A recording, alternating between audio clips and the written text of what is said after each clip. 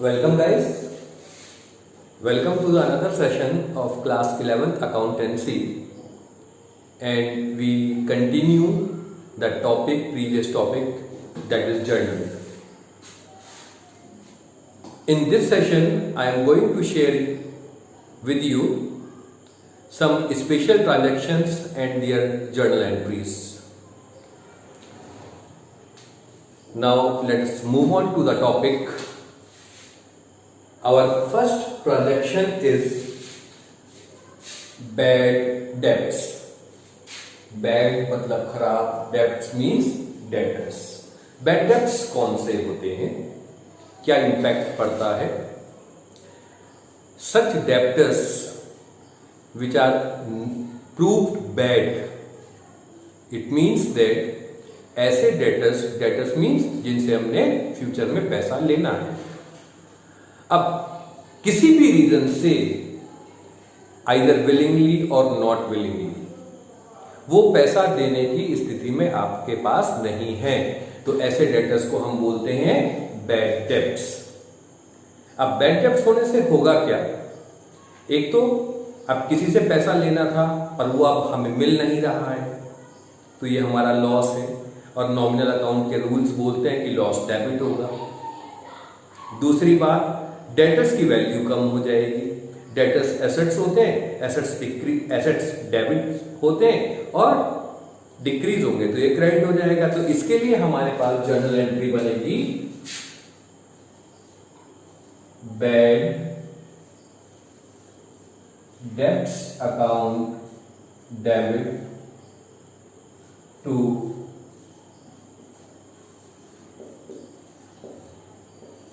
Debtor account. अब debtor account मैंने bracket में क्यों लिखा है? क्योंकि यहां पर आपको उस पर्टिकुलर डेटर का नाम लिखना पड़ेगा. Suppose X, let us take a example. X is a debtor who owed us ₹10,000, but वो अब हमें पैसा नहीं देगा. हमें कंफर्म हो चुका है कि वो हमें पैसा नहीं देगा, तो उसके लिए हम जर्नल एंट्री क्या करेंगे? Bad debts account debit to X account. Okay. Second transaction, outstanding expense. What are outstanding expense? The expense which becomes due but not received yet is called outstanding expense.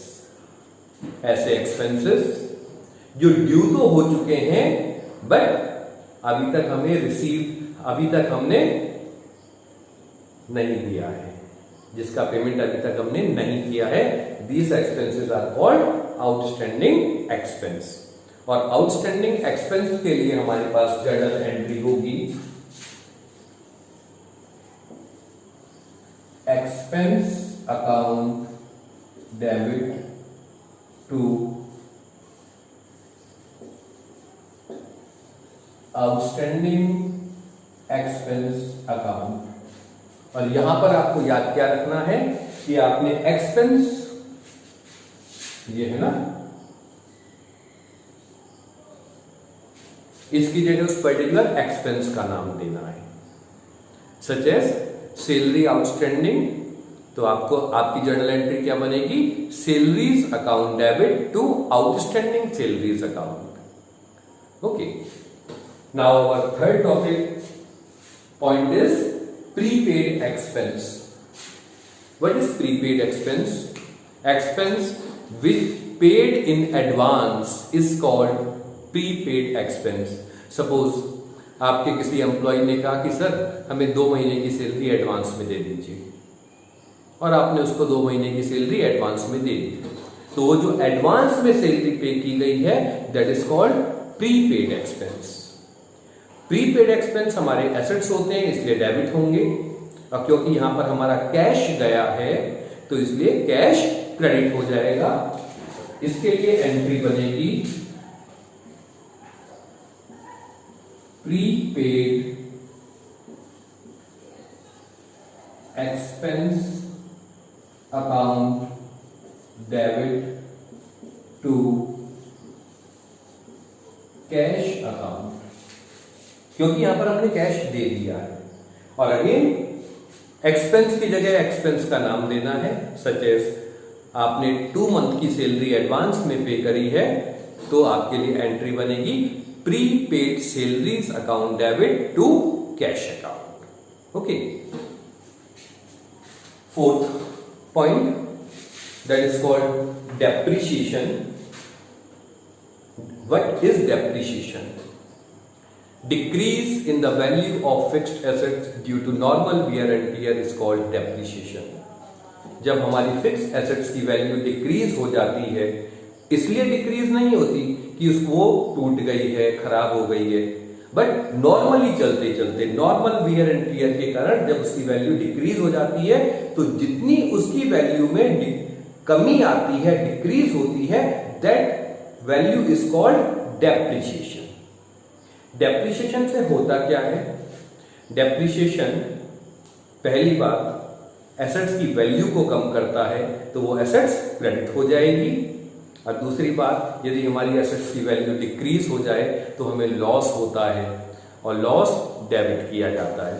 तो इसकी journal entry बनेगी depreciation account debit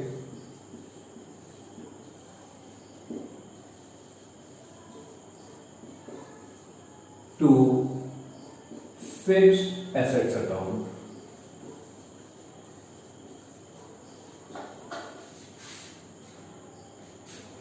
Let's move on to our fifth point, that is interest on capital.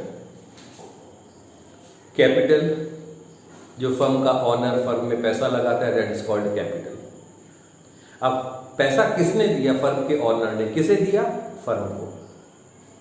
ठीक है, तो अब firm इस पर interest पे करती है, और यदि फर्म इस पर इंटरेस्ट किसको पे करती है? फर्म के ऑनर को। फर्म के लिए ये इंटरेस्ट लॉस हुआ, डेबिट हो जाएगा। ओके, और इससे हमारी कैपिटल इंक्रीज हो जाती है, इसलिए कैपिटल क्रेडिट की जाएगी और इसकी एंट्री बनेगी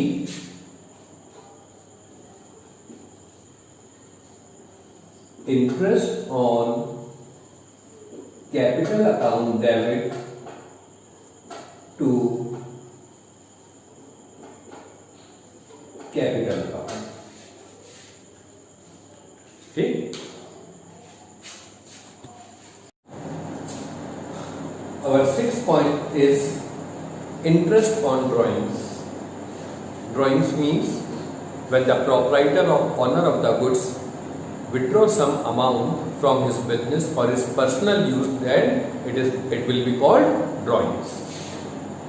अब क्योंकि कई बार बिजनेस अपने ऑनर को इंटरेस्ट पे करता है, इंटरेस्ट ऑन कैपिटल पे करता है, इसलिए बिजनेस भी ये डिमांड करता है कि जो बिजनेस के ऑनर ने अपने पर्सनल एक्सपेंसेस के लिए पैसा निकाला था उसे उस पर भी इंटरेस्ट पे किया जाए। तो उस कंडीशन में हमारे पास जर्नल एंट्री बनती है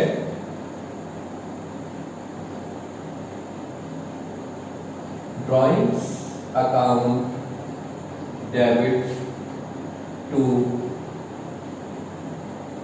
interest on drawings account.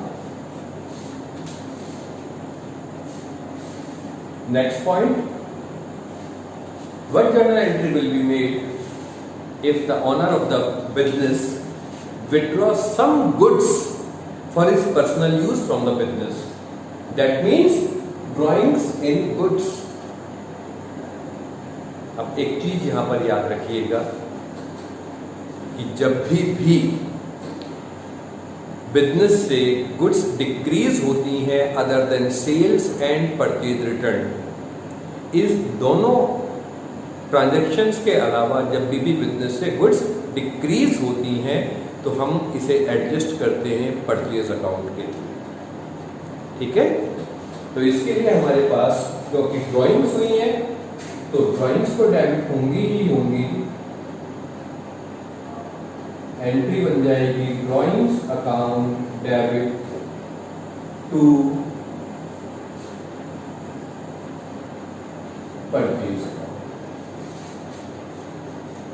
Okay, next, goods given as charity. हमने कुछ goods as a charity free में डोनेट कर दी, ये भी हमारा लॉस है, और लॉस डेबिट होता है, charity account debit.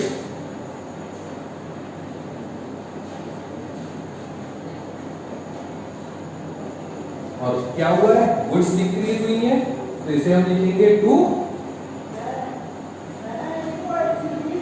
Purchase account.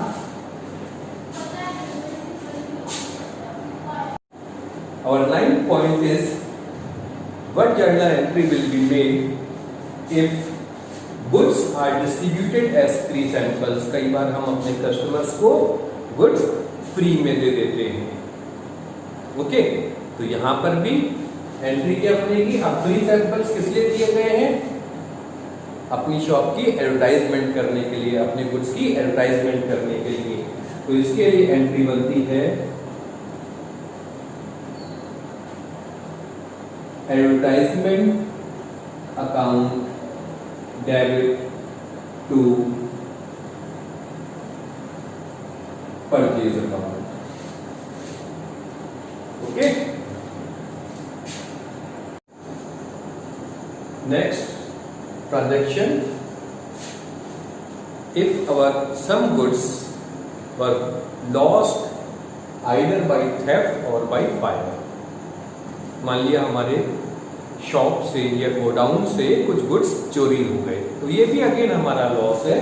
तो इसके लिए हमारी एंट्री बनेगी लॉस बाय थेफ्ट, और फायर से है तो फायर अकाउंट डेबिट, और गुड्स गए हैं तो टू परचेज, ठीक। Next case, as you see, if any debtor becomes insolvent and some amount is received from his estate। क्या होगा यदि कोई हमारा डेटर जिससे हमने पैसा लेना है वो इंसॉल्वेंट हो जाए। इंसॉल्वेंट उस पर्सन को कहते हैं जिसकी टोटल एसेट्स उसकी टोटल एक्सटर्नल लायबिलिटीज से भी कम हो जाती है। नॉर्मली एक पर्सन के साथ ये होता है कि assets minus liabilities equals to capital, but यहाँ पर क्या है, एसेट्स ही कम हो गई, लायबिलिटीज ज़्यादा है।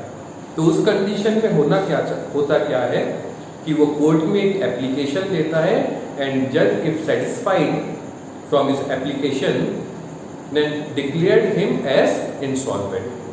और यदि उस पर किसी पर्सन को इंसॉल्वेंट डिक्लेयर कर दिया जाता है तो होगा क्या, उसकी सारी प्रॉपर्टी कोर्ट अंडरटेक कर लेगी और ओपन ऑक्शन में इसे सेल करना शुरू कर देगी।